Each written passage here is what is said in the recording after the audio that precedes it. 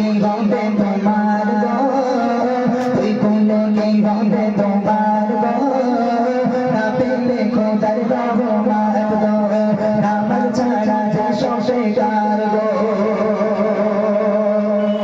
আল্লাহ রাসূল বলেছেন as-সালাতু মিফতাহুল জান্নাহ, নামাজ হলো জান্নাতের চাবি।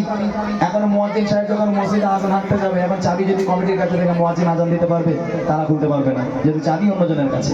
অতএব তেমনই তোমার নামাজ হলো জান্নাতের চাবি। তুমি লক্ষ লক্ষ টাকা মিলাদ দাও, মাহফিল দাও, কোনো অসুবিধা নেই।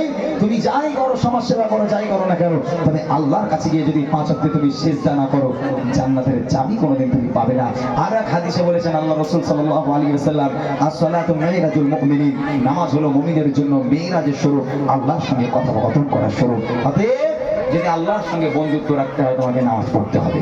নামাজ ছাড়া কোনো গতি নেই। কবি লিখছে দেখেন, নামাজে হলো বেহেশতের চাবি, নামাজে পাবে সুখ শান্তি সবই, নামাজে হলো বেহেশতের চাবি, নামাজে পাবে সুখ শান্তি সবই, নামাজ তুই করলে বড় পার গো, নামাজ তুই করলে বড় পার গো, নামাজ ছাড়া যে সব বেকার গো, তুই করলে কি হবে তোমার গো,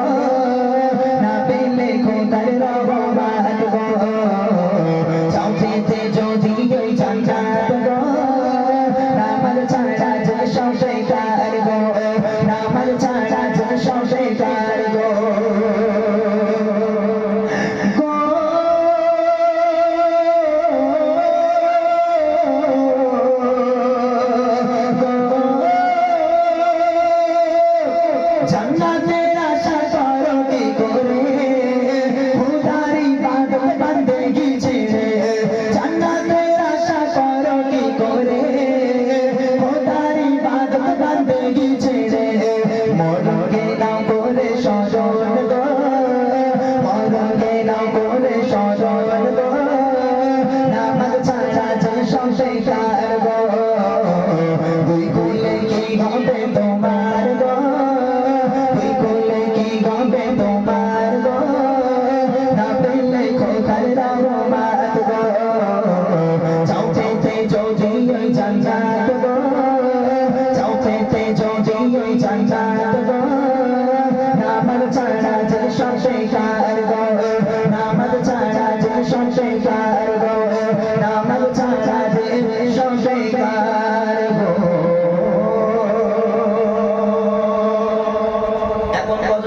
আপনারা এখন গজল শুনে বাড়ি যাবেন।